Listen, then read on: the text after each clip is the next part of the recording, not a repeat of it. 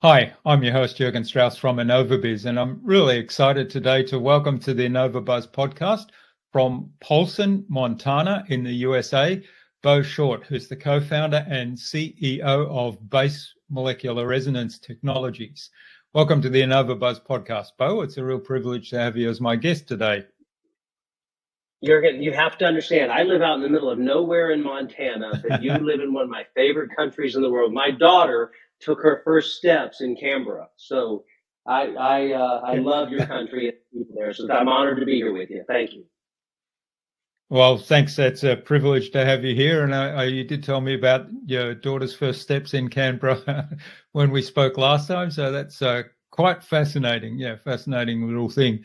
Now, you've had an incredibly diverse background, from speaking to over 1 million people on leadership to pioneering innovative technologies with your current company, Base Molecular Resonance Technology. So I'm really looking forward to diving into your journey and into your insights today. So let's start with, what's the impact you're aiming to make in the world, Bo? You know, that's a great question, because it's interesting, and I know you know this. The older I get, the more that's changed. I remember when I was younger, I was much more self-absorbed in what I wanted to accomplish, what I wanted to be remembered for, what I wanted to do. And as I've aged and I've gone through those ups and downs of life and those beautiful moments, it's shifted. It's I want to do something that makes people's lives better. That's why we founded the company we founded. We have a unique technology that can detect every element in the periodic table and cancers at the earliest level, non-invasively, in a simple scan. And the opportunity, because I'm a cancer survivor, I lost my mom to stage 4 cancer, and it's just one aspect of what we do. But the power of it gives us the opportunity to be able to look back on your life and say you made a difference for other people. And I think that's the big step that I made when I've gone from my youth to 65 now, is I want to make a difference for other people. I've been very blessed professionally, very blessed. Have done some things that I look back on and think, wow, I did that. But I realize how shallow some of that is in the context of the contributions you can make in life to other people. So this has been a wonderful shift for me in life. And it didn't just start, but it's a wonderful shift for me in life to really, in doing that, to bring out the best in other people. It's a great question. Thank you for asking that.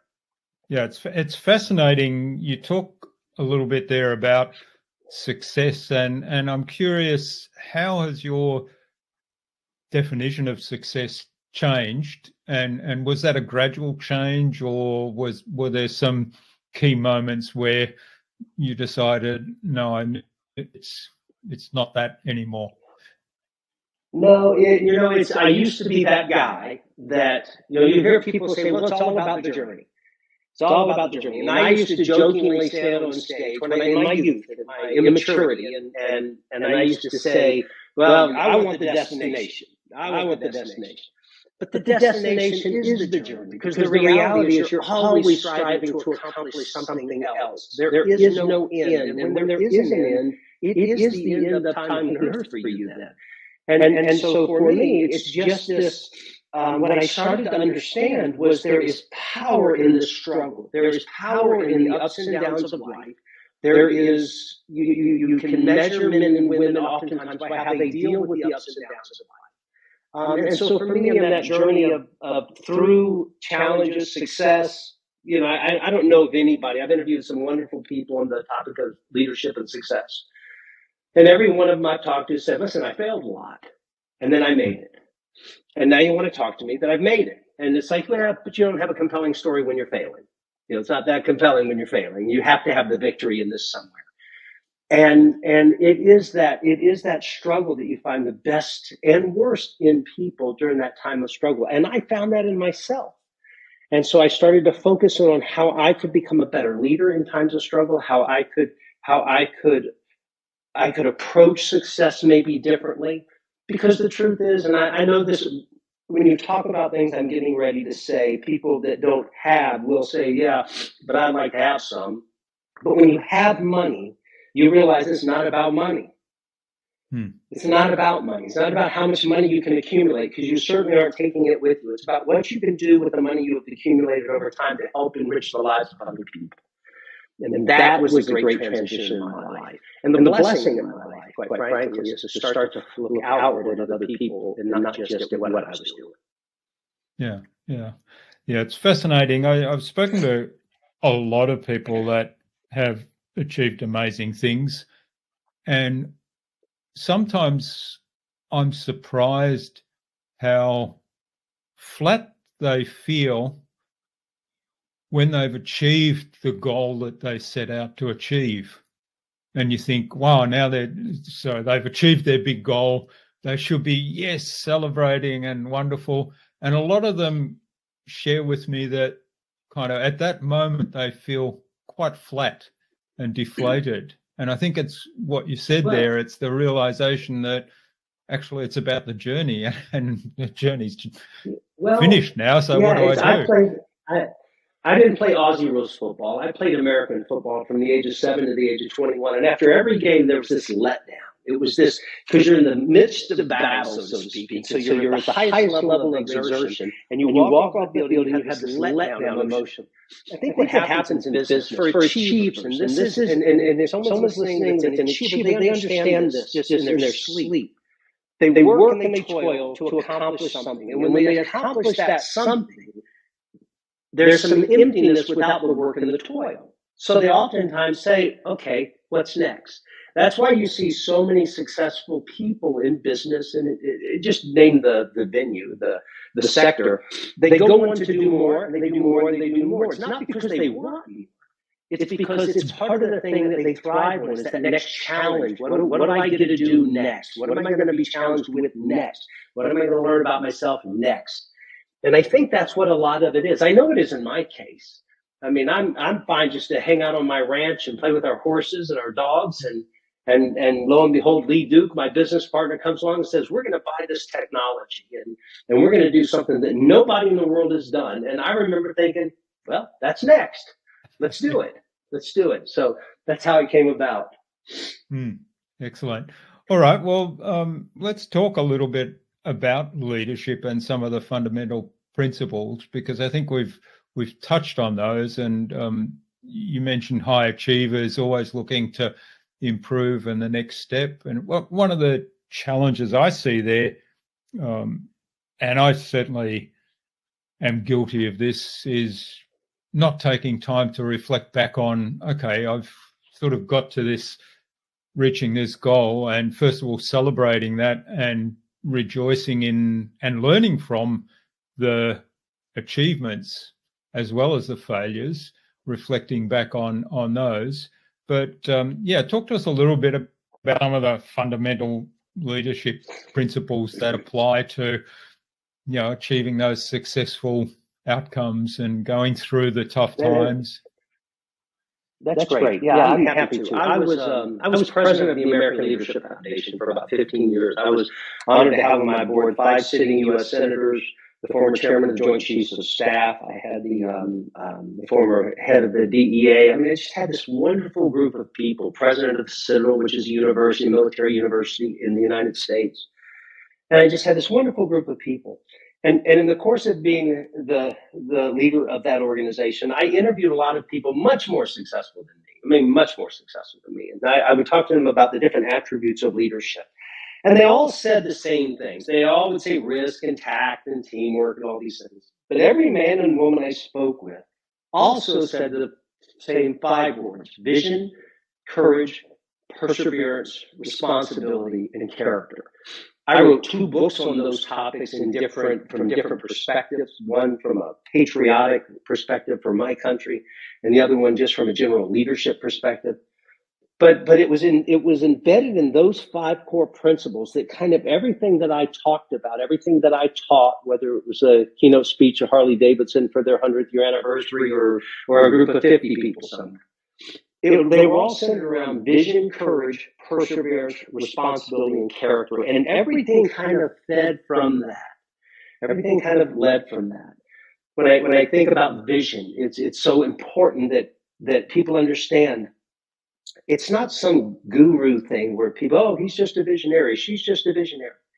Vision gives you the ability to look forward and live out of your imagination versus looking backwards and living out of your problems. Because we've all had problems. We've all had lives of challenge. Everybody to a different extent. But as my wife says so eloquently, your past is not a residence, it's a reference point. And so vision gives you that ability to look forward out of your imagination, out of how you would like things to be. But I think vision is critical. Courage. I tell people all the time, and I hope you appreciate this. Stop looking for courage. You will never find it. Courage finds you.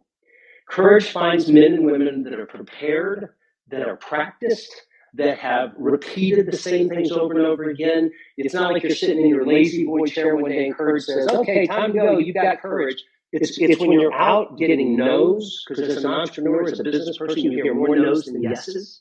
That's life. That's what life is. And courage is that thing that comes up from behind you when you've practiced enough and says, I'm courage, and it's going to be all right. And then things just aren't as fearful anymore. As I've always said, don't be afraid of anything unless it can eat you. So don't worry, just go and do. I would say perseverance. I think this is a hard one for everybody. This is a hard one for me at times in life. The ability to keep going when you want to stop, when everyone else around you has stopped. But if you look at what separates men and women of great success from men and women of average success, it's not a lot more effort. It's just the ability to persevere through when they want to stop the effort. And it's but perseverance is, it's funny when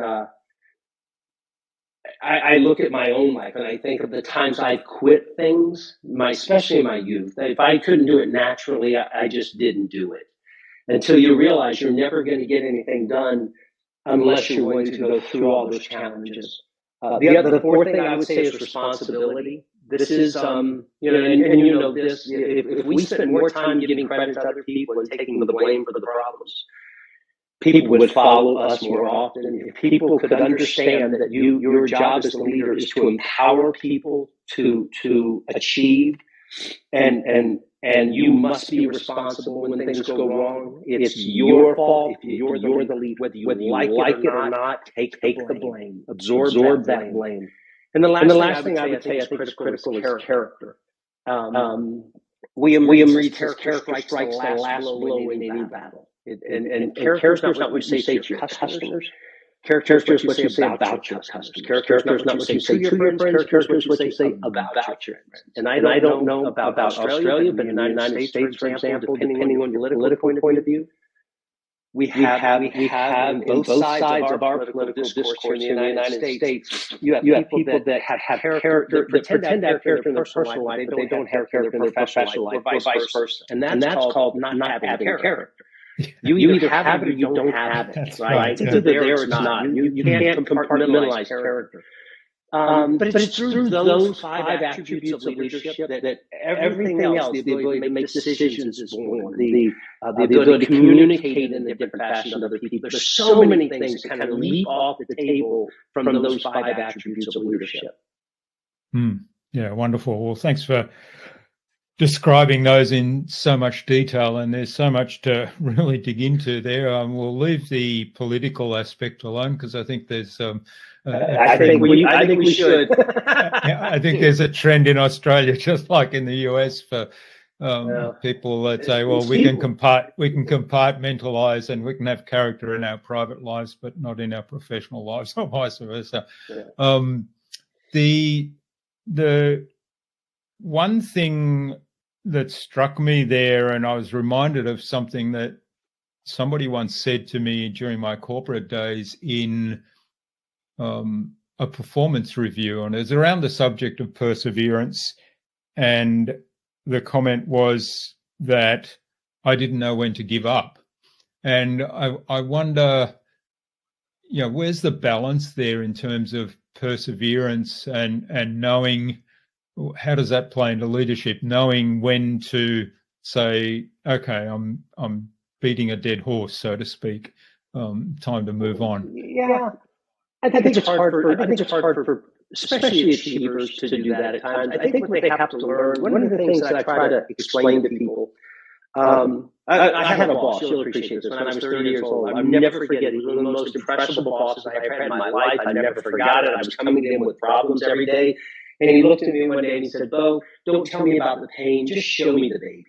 Just show me the baby. I don't want to hear about the problems all day. You're being paid to solve those problems." And I remember thinking, touche. You're right about that. But when it comes to, I don't know that you're giving up. I think what people have to understand is, I talk to people in terms of making decisions. One of the things I see amongst executives today, for example, is the inability to make decisions. They're so afraid they're going to make the wrong decision, they don't make a decision, and by not making a decision, it's the wrong decision. It's the wrong decision. And they end up losing their job anyway, right? Because what they're waiting for is, I'm not going to give up until I have all the facts. I'm not going to quit until I have everything I need to know to make that decision. And I tell people all the time, don't you understand that part of the power in making a decision is it introduces you to a whole new set of facts. And you can now start cultivating new facts. And then you make a decision with facts, and then you go to a different place. And now you have new facts. And so there's a tendency to not want to move until you've done it, and it's over, and it's your way, and I'm not going to give up. That's great. But if you learn to massage that and use that to your advantage and say, okay, thank goodness I am this personality, but maybe I have to step into a different place for more information to put my feet in the ground, and then step somewhere else to put my feet in the ground. And it's a process. Leadership success is not a straight line. I mean, you're moving all over the place to get to where you want to go. But I admire people that don't give up. I admire people that don't stop. I certainly admire people that know how to use that to their advantage and not have it used to their disadvantage. Because the same power you have in the ability to persevere is the same problem you have, if you're not careful, in the unwillingness to move the ball down the field, because you're not ready yet and you're not done yet. Yeah, that makes a lot of sense. And one of the things that I've heard a lot recently as well is that our greatest superpower can often be our biggest weakness at the same time, which is kind of a paradox, and yet it makes a lot of sense. And that's one example. I had somebody ask me one time, you'll appreciate this, they said, if you could have it was a business, they said, if you could have a superpower, what would it be? I said, well, here's the problem. I would say I would hire the right people 100% of the time. That would be a great superpower. But here's the problem with that superpower. You would never understand how to deal with team dynamics. You would never understand how to deal with problems. You would never. I would trade off having those superpowers for learning how to become a better leader in dealing with different personalities and different people and their own challenges. Because let's face it, most people come to the table wanting to do well, but they bring their history with them to the table. And some of that's good and some of that's bad. And our job as leaders is to sift through the bad stuff, find the good stuff, put that up in front of everybody and say, let's go forward with that and improve on these other things more quietly in the background. Yeah, that's a great reframe to look at. Okay, I can learn all these things when dealing with challenges, whereas often we wish, I wish I could do this without all these challenges. Well, isn't that funny? I mean, isn't it true though? You kind of feel like, gosh, I wish I didn't have these problems, and then you start to realize, well, wait a minute, it's because of these problems I've had success. It's these exact problems. Listen, my cancer diagnosis was horrible. I didn't know what was going to happen to me. I was laying in the bed I was in a plane crash in 1996. I mean, there's things in our lives that have challenged us tremendously. But you start to look in the mirror at who you are, and you start to realize I'm the sum total of all those things too. It's not just the good stuff. It's the stuff that challenged me, that I'm probably more a sum total of those parts than I am just the good stuff. Because the good stuff is fleeting. All right. Well, you've touched a little bit on base molecular resonance technology and the technology now as a scientist and as somebody that worked in the area of resonance technology for spectrometry years ago. This is a long time ago. It does make a little bit of sense to me. Tell us a little bit about the technology and the exciting stuff that it can do, and then I'll ask you about, why did you embark on this journey? I mean, you've hinted at it a little bit. Thank you. Yeah. Thank you for asking. Thank you for asking. It is, from a business perspective, the most exciting thing I've ever done. I've got a call from a very dear friend of mine, a business partner of mine, who we've invested in companies together, done things together. Lee Do, just a wonderful human being. Somebody I trust. He said, the sun is not shining today. I take his word. Lee's family has been working on this technology for over 2 decades. And in 2004, it went through some rigorous testing in the United States by a very notable group of scientists, and it said that they didn't totally understand the science of it, but that it was successful with a 99.93% confidence interval. And anybody who knows anything about science would understand the importance of that. So what they did over the next 20 years is they realized they had the ability through molecular resonance to detect every element in the periodic table, as well as up to 200 cancers and other diseases, which is the mind-boggling part. And I will tell you up front, when we talk to people all the time, it's amazing to watch people start with this. Well, I don't know that I believe this, which is a normal thing. And when you say detect the cancers, this is long before any conventional medicine would detect them, right? At its earliest stages, non-invasively through a simple scan in a primary care physician's office. Anyway, they went on to do this, to digitize the device and to get patents on the device. And his dad, who shepherded this technology for years, Lee's dad, said, I'm 80 years old. Do you think you and Bo would take this, buy this from us, and turn this into the company it should be?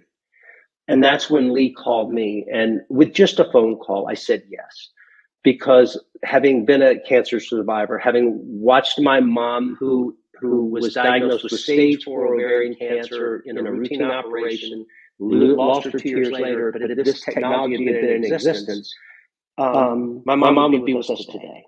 So it's not just cancers. I mean, think about it. Cancer is a molecular structure, and every molecular structure at its nucleus spins, and that spinning creates a frequency.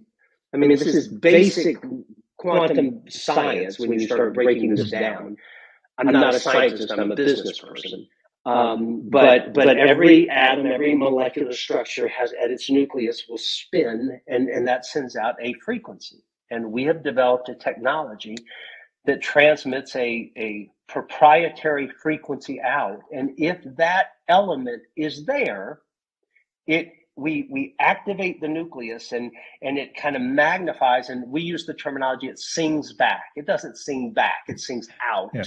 But we've got a magnetic line to it. And if it's there, we hear it. If it's not there, we don't hear anything in our receiving antenna. But what we've been able to do with this, and where we're going with this, it's not just for cancers and other diseases non-invasively, because we work on what's called ELF, extremely low frequencies. You have a range from gamma rays to X-rays all the way down to what's called ELF. And so it's harmless. And so what we're able to do as well is we have in the United States, sadly, a lot of school shootings. And somebody walks in with a rifle and starts shooting children. I mean, you send your children to school, you should be confident that they're coming home from school unharmed. We can detect nitrocellulose in the gunpowder, in the bullet, in the gun. In fact, we just had a third-party study conducted by an incredible organization over in the UK this past week. We'll have the report at the end of June. And we looked at explosives like nitrocellulose. We found that we could detect an AR-15 magazine clip over 580 feet away through buildings. We could detect a 22 caliber bullet 75 feet away. Yeah, it is, to me even, Jürgen, you have to understand, I sit in awe of this technology every day as I watch it unfold. But between cancers, the ability to detect illegal narcotics. we can detect. We in our study, what we did is we were detecting methamphetamines and we were detecting cocaine blindly, and said, "Yep, that's cocaine," and we can do this. And the beauty of the study we just did is we did this and didn't miss once, and that was the mind-boggling part of it. Didn't miss once, but between that and then there's some things that we do that I can't even talk about that we can detect that are only for need to know organizations and confidential, because we can, if you realize, we can detect every element in the periodic table. You start to realize this has huge impact in the world. Yeah, that's really impressive and exciting stuff, and I'd love to dig into that some more, but I think obviously there's a lot we can't talk about, and a lot of proprietary stuff as well. I'm excited to start to see some real life applications of this coming by. But what I'm curious about and what I'd like to explore a little bit more, you mentioned I'm just a businessman, so you talked about a little bit about the science there. You've given us a pretty good layman's explanation of how it works, which I think is great. I'm curious, how do you apply the skills you have as a businessman, as a leader, to kind of taking over this company and growing it and developing this technology to the point where it can be actually applied in real life? And before I answer that, I'll tell you, I admire you because you actually pronounced base molecular resonance technologies beautifully in the beginning. That's why most people just say BMRT. That's why our website is even bmrt.io, because it makes it so much easier for people. But I was in great admiration of you for your ability to do that. Most people don't do that well. For me, it was, I consider myself a business person. I consider myself somebody that knows how to build things. Which means you're building people and you're bringing people together to I don't know if you know the name John Maxwell. He's a leadership author. And I was in John's studio one day, and he was just talking about, he was making the comment about, if you climb the hill in your backyard, nobody cares because you didn't really do anything big. But if you summit Mount Everest, they write books about you but you can't do something great outside of a team. It's always a team that does great things. It's not a person, it's a team. We always think of the person, but behind that person is a team. And it was funny, just to finish that point, I was giving a speech one day, and I was there to talk about leadership, business leadership. And the other gentleman was a gentleman by the name of Eric Weinmeier, who was the first blind climber to summit Mount Everest. And I remember going to Eric before the speeches began. I said, "How did you do it?" And he kind of chuckled, and he said, "Well, I didn't do it. We did it." He goes, "Because keep in mind, Bo, I can't see." And so when things became tense, I couldn't see it, but I could feel it. And when those moments happened, I felt somebody's hand on my right foot push it. And then somebody's hand on my left foot push it 6 inches in front of my right foot. And he goes, "We may do that for a couple of hours." He goes, "So I didn't summit Mount Everest, we did." And all I can tell you, Jurgen, is John Maxwell's comments came rushing back to me. You can climb a hill in your backyard by yourself and no one cares. But anything you do well, you do as a team. I've always been blessed with all my challenges, with all the things I do wrong, because I can give you a laundry list of those too. But I've always been blessed with being able to coalesce people and to put a common vision in front of people so that their dreams come true, their accomplishments are realized, their family prospers, but the organization prospers as well. And in the world, I was CEO of a tech company before, and in the world of technology, while a lot of the things I talked to you about, even with our technology, is beyond my knowledge, we've been able to hire the right people whose knowledge it is not beyond. These are people that understand it, and they're good at explaining it. And so we've got this great team of people. So as a business person, when I say I'm a business person, I'm not a scientist. I have such admiration for our science. That's not what I do. I'm not the CPA. I have great CPAs. We have great accounting. We have a great staff of people. But what I do, what Lee does, my business partner, is we've been very blessed in life to be good at bringing those people together to accomplish something. And in the case of this something, it is literally to save millions of lives, billions of dollars, in savings and to eliminate untold pain and suffering that people go through on a daily basis.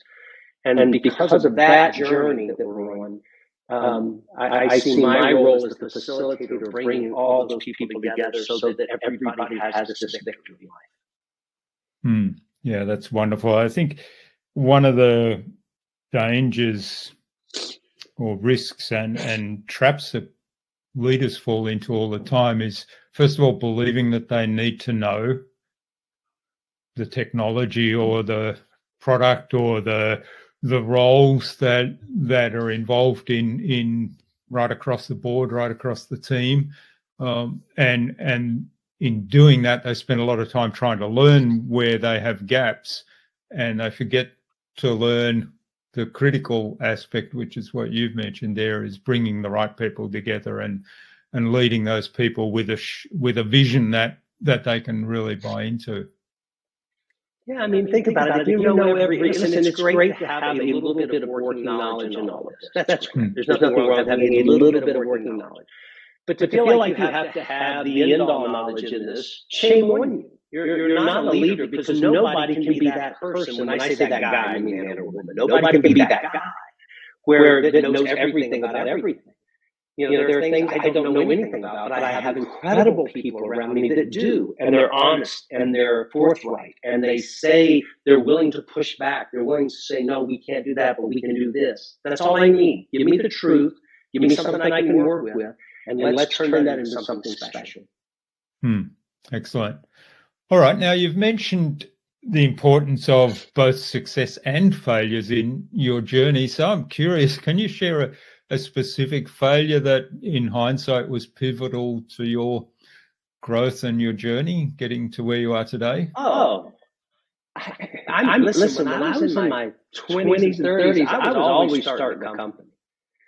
I was always starting something. I always had ideas. I'm going to do this, and then it could be this. And at the core of them, as I look back, I think that was a good idea, but I wasn't ready for that idea. Not the market wasn't ready for it. I wasn't ready for it. I wasn't prepared for it. There's a tendency for a lot of young leaders to think, I know everything that guy, man or woman, knows, because I know how to answer the same questions. That doesn't mean you know everything they know from life experiences, from business experiences. One of the things my dad told me, I'll never forget, because my dad was my hero. He was chief of staff for the longest-serving senator in the history of the United States. He was ranked as one of the 50 most powerful staff members in Washington. My dad was just this incredible human being that really cared about people. And I'll never forget when my dad said, your turn is going to come, slow down, everything's going to work out, learn, just learn. Take every opportunity, success or failure, and learn. And I'll never forget, he said, when you get a little gray, you probably will have learned. And it's just a metaphor, obviously, but I understand what he was trying to say. Just take your time. When you're 25, you think, I am prepared to do something that 40-year-old is prepared to do, and maybe so, but maybe and probably not. And so what you have to do is learn. So I started to take these opportunities of successes and failures and learning from them and realizing where I was at fault, what shortcoming I had. And over time, as you season as a leader, over time, you learn not to make those same mistakes. And so as when I look at my career and how it evolved over time, it was in the initial stages, I was not afraid. I was willing to try anything. I'll try it. If it can be done, why not me? If it can't be done, why not me? I mean, I have that mindset because I was raised that way. But you start to realize trying and doing are two different things. Seeing something through to its conclusion, good or bad, is different than just stopping halfway through because you don't like it. And so when I started to learn about myself, that's where when I talked about perseverance, that was a big learning lesson for me, is persevere, keep going, don't stop. Even at the end of the day, if this fails, you're not a failure. You're only a failure if you stop. That's what a failure is. A failure is not someone who fails. It's someone who stops and doesn't try again. And that's when the light went off for me, and things then started happening better, faster, stronger for me professionally. And I found I was leading people more soundly that way. Yeah, and it sounds like you embraced failure is kind of a bad word here, and my business coach always says there's no such thing as failure, it's only feedback. So it sounds like you embraced that as lessons. Yeah. You're right, though. But you're right, it is. That's why I keep telling people all the time, they say, well, I failed. I said, no, you didn't. I said, no, you didn't. I said, are you done? You're not going to ever try anything again. If you're not going to ever try anything again, yeah, you failed. But if you're going to try something, you're going to take the lessons that life has taught you and apply them again. Of course you haven't failed. This is the story of life. This is that life is hard. Life isn't always just sunshine and lollipops. Life is tough. Business is tough. People say things they don't mean. There's a lot of things happen. But it's when you stop and don't attempt. That's when you say, all right, I'm a failure. But why live your life with those words coming out of your mouth? Just regroup and come back. Yeah, I tell people all the time, you can do if you put your men and women, if they would put their mind to finishing the things they start, it would be amazing the success that we would have, not only in my country, but in your country, beyond what we even think is possible. Yeah, it's quite astounding, isn't it, that a little reframe like that can have so much power.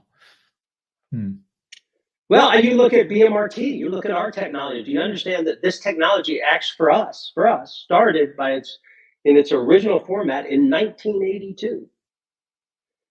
1982 is when it actually started, and then a couple of decades later, Lee's dad got involved in it because he had some great notoriety in the United States, and so he got involved in it.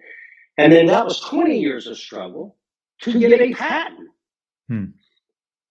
There were so many times along that way that each one of them could have stopped and said, let's just stop. It's not worth it. But they didn't. They said, let's learn from that experience and keep going. And today we have a company that is it's poised to impact people's lives in such a positive way that all of their struggles were. Wonderful. Well, I think that's a really good point now on that note to move on to the buzz, our innovation round. It's the same 5 questions that I ask of every guest. And I think you'll probably give us some really insightful answers that'll inspire the listener to go and do something awesome today. That's what I always aspire to. And so you set? All set? I'm ready. Okay. What's the number one thing anyone needs to do to be more innovative?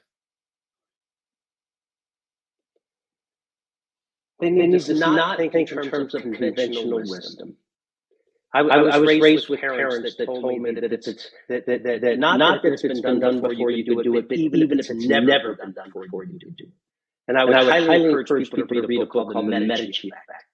And it's a book about innovation, how innovation and innovators find these great things. But don't live in status quo. Do not live. Every great discovery is someone that chose not to live in the status quo. Get outside of the box. Live outside of the box. See it from a different perspective. Don't see it the way you've always seen it, or the way you think it's supposed to work. If we did, we'd never have cars, we'd never have wheels, we'd never have electricity, we'd never have cotton gin, we'd never have all the great inventions we've had. Yeah. Can you mention that book again? I'm not sure I got it. It's called The Medici Effect. MEDICI. Oh, the Medici. Yeah, okay. Yeah. Excellent. Sorry, that's my accent over here. It pronounces a little different. Wonderful. What's the best thing you've done to develop new ideas? Surround myself with the right people. I've made it a point in my life to surround myself with people that think like I want to think. Like I want to think. I don't surround myself with people that tell me, oh, you can't do this because of this. One of the greatest lessons I learned, I was flying on a plane, and I was with a gentleman, and we were just talking about what each other did professionally. I said, what do you do? And he said, well, I build spaceships And that was an odd statement to hear from someone. And I said, what do you mean you build spaceships? He goes, no, I'm going to give you his business card. He had like 3,000 employees. He built spaceships. And I said, what's your biggest challenge? And he said, I'll never forget this. And he said, to get my engineers to challenge the laws of physics on a daily basis, to think in terms of what's possible, not what do we know. He goes, and it's the biggest obstacle I have is he goes, if we can travel faster than the speed of sound, he goes, why can't we travel faster than the speed of thought? I remember him saying that, and I remember I was kind of chuckling, and he goes, and that's the problem. Yeah. He goes, and then I was embarrassed, right? Because I was thinking, oh, I'm the guy who always tells people don't think that way. But do you understand his point? His point was, and so what I've tried to do, it was a great lesson to me. What I've tried to do in my life is surround myself with people that think in terms of why not that and why not us to do that. Yeah, I can't remember who said this to me, but it was something that stuck with me as well, and it was very along those very similar lines, possibly a little bit more powerful, because it was, why not now and why not me? Amen. I agree. It's going to be somebody. I mean, with the technology that we have that is absolutely mind-boggling, somebody's going to do it. Why not us? Excellent. All right. Do you have a favorite resource you use most often? We've talked a lot about people, so maybe that's it. I love books. I love books. I'm a believer in books. I love books on. Now, from a very personal standpoint, the Bible is the book that informs my life more than anything. But when I look at just a business perspective, I love reading. I love reading books on people skills. I love reading books on personalities, on how to interact with others. There's a book called, this sounds silly to people, there's a book called The 5 Love Languages. And everybody thinks it's a book on relationships. And what people don't understand, it's an incredible book on business relationships. Yeah. What is it that motivates people to do what they do? And how do you address that?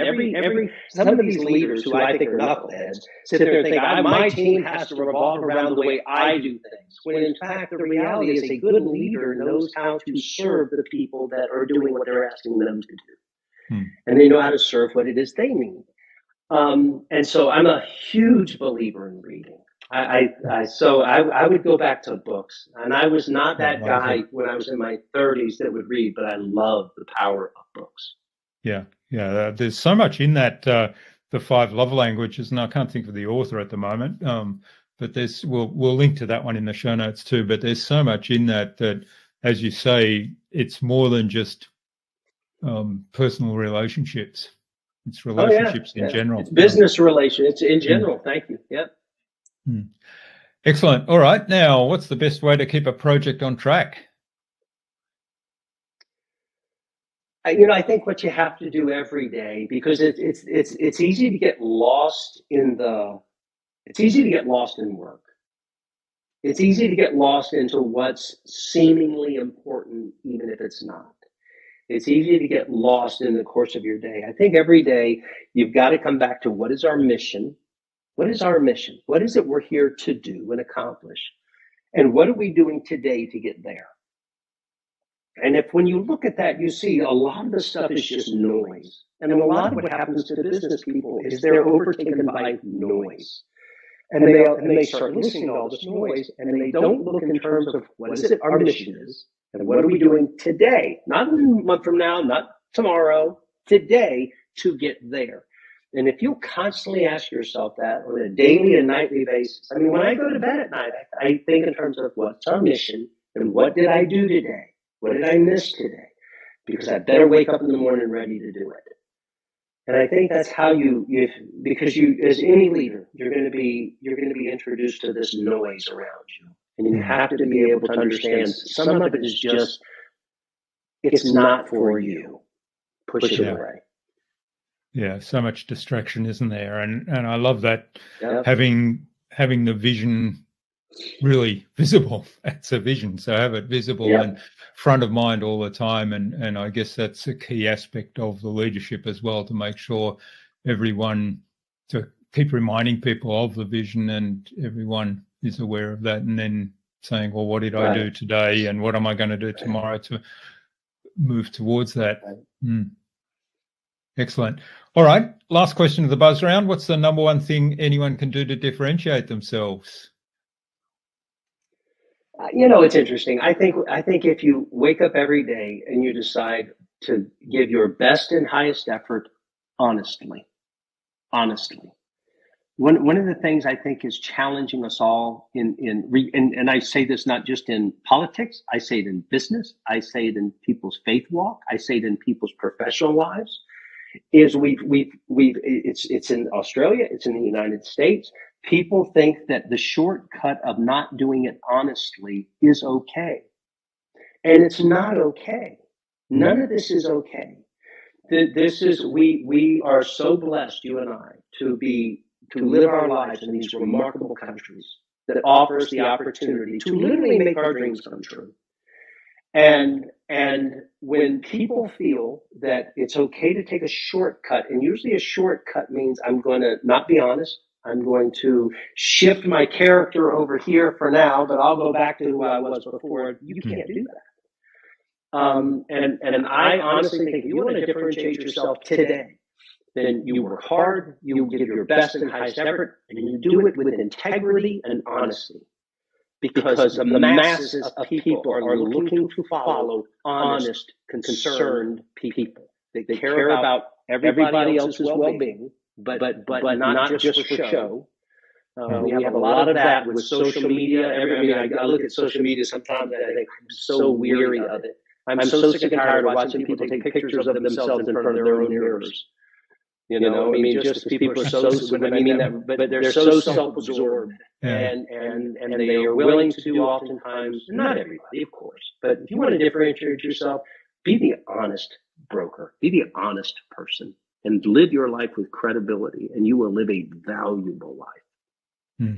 Yeah, and I think there's a couple of sort of key elements that you've highlighted there. It's providing value and doing it in a congruent, integral way with your genuine character and providing value to others. And also, you talked earlier about the servant leadership. I think that comes into there as well. Yeah, and I have to say, I agree. I have to say, I'm sort of don't pay all that much attention these days to social media, particularly things like Facebook, and I've never got involved in TikTok because it just all strikes me as there's 80% or 90% of what's on there, or maybe even 99% of what's on there is people self-absorbed with what's going on in their own lives without any value to anybody else. And I tell people, and I say this as CEO of a tech company, I say that even though I don't have a social media company, I say this to people all the time, that you have to understand what you're seeing is not real. It's not real. Most of those things that people pronounce on Facebook or something, it's just not real. Yeah. And if you want to feel bad about yourself, pretend like it's real. Because life is hard and nobody's life is perfect, and you can pretend to live the greatest, most perfect life, but we all know, anyone that's lived knows there's challenges in life. But that's a personal pet peeve of mine. I think I watch people, I say, man, just be honest. Just be honest. If you would be honest, it solves most problems, and people love honest people. Yeah, wonderful. All right. Well, thanks for getting us through the buzz round, Bo. Now, where can people find out more about you, about base magnetic resonance technology, and about your books, and maybe even get in touch and say thanks for what you've shared with us today? Very kind. If you go to bmrt.io, Base Molecular Resonance Technologies.io, so it's bmrt.io, you can read all about the company. If you go to, I think it's boshort.org, O-R-G, you can find out more about me. But I'm easy. I'm at bo@bmrt.io. If anybody wants to shoot me an email, I'd be honored to anything I might have missed that you'd need some help on. I kind of believe that's still part of my mission in life, is to help people through stuff they go through, and to kind of help people get back on track, or stay on track, or understand there is a track for them. But let me just say this to you, Jürgen, I just want you to know this. Number one, I'm honored to be here. I really appreciate the questions you asked, the thoughtfulness with which you asked them. I appreciate what you're doing to help other people. And any small part I can be in that, just know I'm honored to do it. So thank you for having me.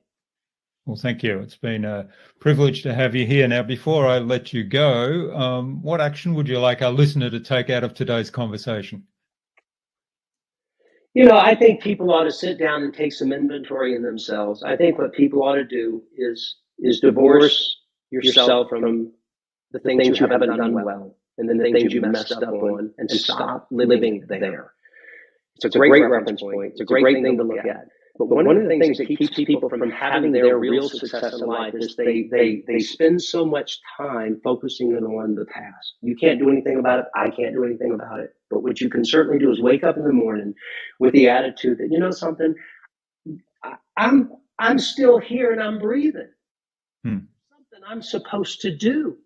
And if you would come to that realization on a daily basis, that I woke up today, God's not done with me yet. There's something we're supposed to accomplish together, and I'm going to give my best and highest effort towards that. If it's just being the greatest parent, that's great. If it's being the greatest friend or spouse, that's great. It's not about how many zeros are in your checking account to determine who you are, because we both know plenty of people that get a lot of zeros in their checking account that aren't good people to be around. That's right, yeah. And that's the action I would like people to take.